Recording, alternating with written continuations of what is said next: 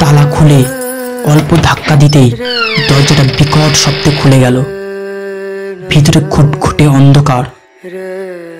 টর্চটা সাথেই ছিল, ওটা জ্বালাতেই ঘরের ভিতরটা দিনের আলোর মতো পরিষ্কার হয়ে গেল।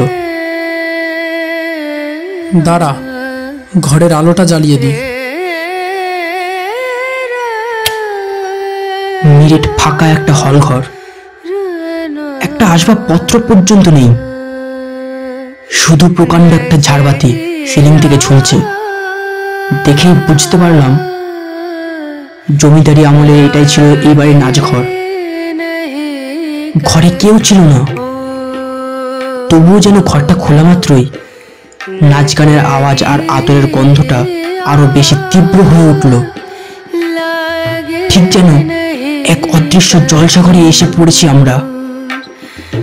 এখানে সবই আছে, শুধু আমরা তা চোখে দেখতে পাচ্ছি না। ভেতরে আয় তো, একটু খুঁজে দেখি আওয়াজটা কোথা থেকে আসছে। প্রকাণ্ড হলঘর, ঘুঙুরের শব্দটা যেন বারবার প্রতিটা দেওয়ালে ধাক্কা খেয়ে প্রতিধ্বনিত হচ্ছে। আমি দেওয়ালে কান পেতে শোনার চেষ্টা করলাম।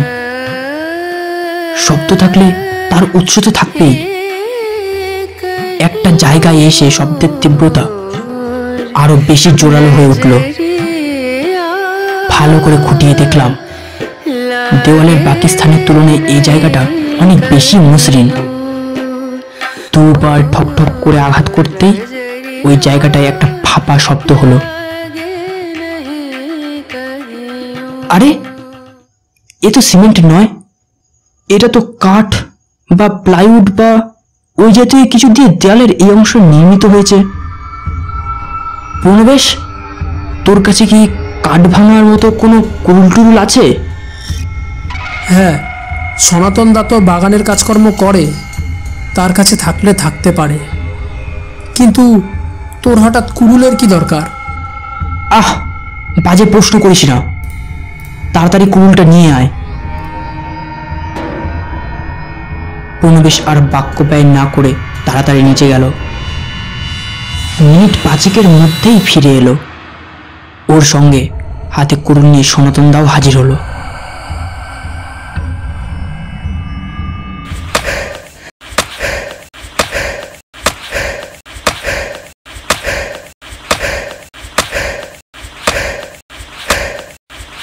কুরুলের 7-8টা আঘাতেই পাতলা কাঠের চাদর ভেঙে ফেললেন সনাতন দা।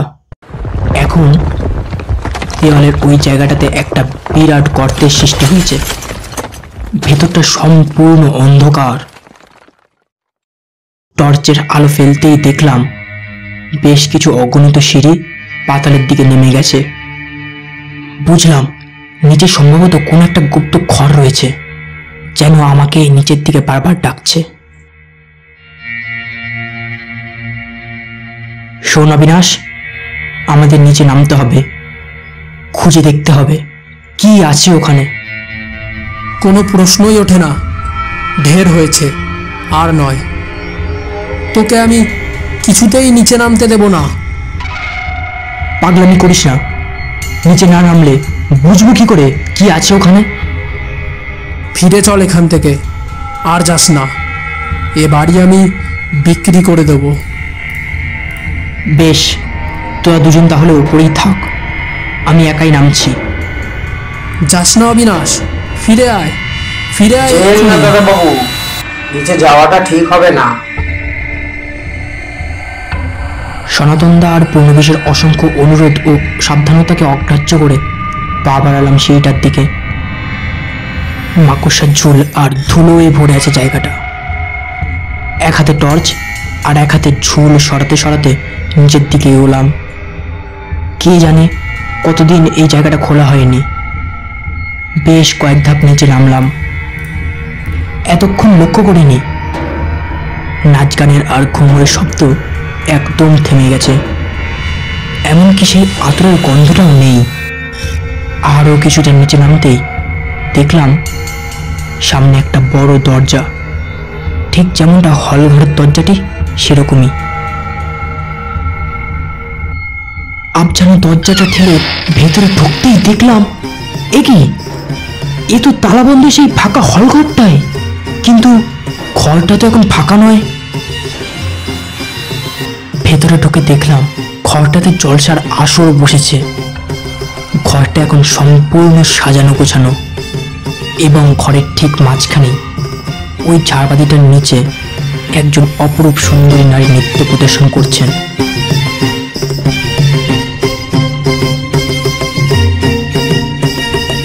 কতক্ষণ যে ঠায় দাঁড়িয়ে ওই নৃত্য প্রদর্শনী দেখলাম তা নিজেও বলতে পারবো না। এইভাবে বেশ কিছুক্ষণ কেটে যাওয়ার পর আচমকাই যেন সবকিছু বন্ধ হয়ে গেল। গান বাজনা নৃত্য প্রদর্শন আর কোনো কিছুই যেন সেখানে উপস্থিত নেই। চোখের সামনে খালি অন্ধকার ভাসছে। হাতে থাকা টর্চটা জ্বালাতে গিয়ে দেখি আর জ্বলছে না। আমার হাজারো চেষ্টা সত্ত্বেও টর্চটা না জ্বালায় বিরক্তির সাথে টর্চটা পকেটে ঢুকিয়ে রাখি। এবার আমার মনের মধ্যে কিছুটা ভয় জাগলো। তবে কি সত্যি এটা কোনো অতৃপ্ত আত্মার খেলা নাকি? আবারও ঘরের সমস্ত আলো জ্বলে উঠল, আবারও সবকিছু দৃশ্যমান। কিন্তু ঘরের পরিস্থিতি এবার যেন অন্যরকম। একজোড়া স্বামী স্ত্রী ঘরের মধ্যে ঝামেলার পরিবেশ সৃষ্টি করেছে।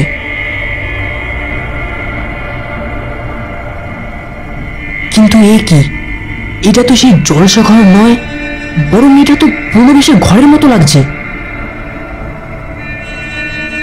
বুঝলাম এটা নিশ্চয়ই সেকালের জমিদারের শয়নকক্ষ হবে, আর এই নারী পুরুষ নিশ্চয়ই এবারের জমিদার জমিদারিনী হবে। এই বাক্স আমি তোমাকে কিছুতেই দেব না।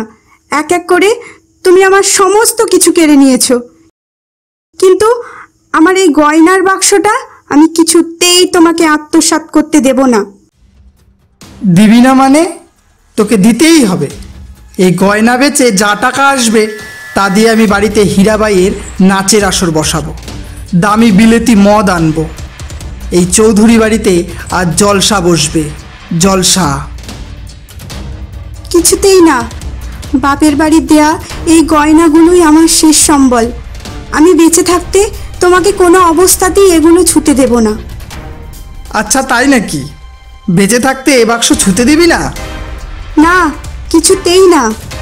কিন্তু মরে গেল তো দিবি। এটাই যখন তোর ইচ্ছে তবে তাই হোক। লোকটি তেড়ে গিয়ে মহিলাটির গলা চেপে ধরল। মহিলাটি নিজেকে ছাড়ানোর জন্য প্রাণপণ চেষ্টা করতে লাগলো, কিন্তু একজন পুরুষ মানুষের সাথে একজন স্ত্রী লোক ধস্তাধস্তি করে কতক্ষণই বা এঁটে উঠতে পারে। সবকিছু চোখের সামনে দেখেও আমি নিরুপায়। কিছুক্ষণের মধ্যেই মহিলার দেহ শিথিল হয়ে পড়ল। লোকটা পাগলের মতো বাক্সের ভিতরকার সব গয়নাগাটি একটা পুটলির মধ্যে ভরতে লাগলো। তারপর আস্তে আস্তে এই দৃশ্যটাও মিলিয়ে গেল। আবারও চোখের সামনে সব কিছু অন্ধকার। ঠিক আগের মতোই চোখের সামনে আরেক দৃশ্য ভেসে উঠল। দুজন লোক ওই মহিলার মৃতদেহ বয়ে নিয়ে আসছে, যাকে কিছুক্ষণ আগেই আমি সচক্ষে মরতে দেখেছিলাম। ঠিক সেই জলসাগর ভেদ করে সিঁড়ি বেয়ে নিচে নেমে আসছে, যেমনটা আমি এসেছি। ওরা অবজ্ঞার সাথে মৃতদেহটা ঘরের মেঝেতে রেখে দিয়ে সিঁড়ি বেয়ে উপরে চলে গেল। গয়নার খালি বাস্কটাও পাশেই ফেলে দিয়ে গেল। তারপর কাঠের বড় পাটাতন দিয়ে বুঝে ফেলল দলঘরে নামার গুপ্ত রাস্তাটি। আবারও চারিদিক ঘোর অন্ধকারে ডুবে গেল। পকেট থেকে টর্চটা বের করে জ্বালাতেই দেখি টর্চটা একবারেই জ্বলে উঠল। সামনের দিকে আলো ফেলতেই দেখি একটা নরকঙ্কালের দেহ পড়ে রয়েছে আর একটা পুরাতন কাঠের বাক্স। এখন আর ভয় পেলাম না, কারণ সমস্ত অজানা রহস্য এখন আমার জানা হয়ে গেছে। আমার একটুও বুঝতে বাকি নেই যে এই কঙ্কাল আর কাঠের বাক্সটা সেই জমিদারের স্ত্রীর। সমস্ত সত্যিটা এখন আমার জানা, আর অজানা কিচ্ছু নেই। আমি সিঁড়ির দিকে হাঁটা ধরেছি, কিন্তু এমন সময় কেউ আমাকে পেছন থেকে ডাক দিল। দাঁড়াও, যেও না। পিছন ফিরে তাকাতেই দেখলাম সেই জমিদার গিন্নি। সবকিছু স্বাভাবিক, শুধু দেহমূর্তিটা একটু আবছা।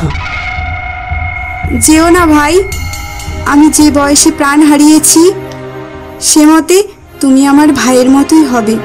তোমার কোনো ভয় নেই। আমি এই বাড়িতে উপস্থিত কারোরই কোনো ক্ষতি চাই না। শুধুমাত্র আমার এই দেহটার অন্তিম কাজ করে তোমরা আমাকে মুক্তি দাও। আমি শুধুমাত্র এই অভিশপ্ত জীবন থেকে মুক্তি চাই, মুক্তি চাই শুধু। নিজের কথাটুকু শেষ করে জমিদার গিন্নি বাতাসে মিলিয়ে গেলেন। আমাকে একটিও কথা বলতে দিলেন না। নিজের অজান্তেই চোখে জল চলে এলো। হয়তো এটাই বাস্তব।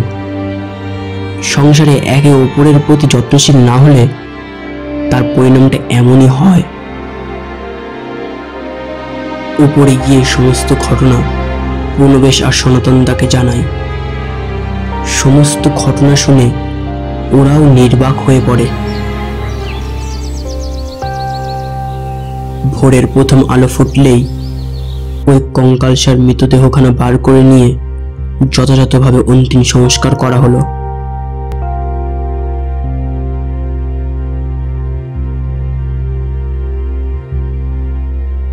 পরের দিন থেকে সবকিছুই স্বাভাবিক হয়ে যায়। এখন আর রাত 2:30 বাজলে শোনা যায় না সেই ঘুঙুরের শব্দ, আর বাতাসেও ছড়ায় না সেই আতরের গন্ধ।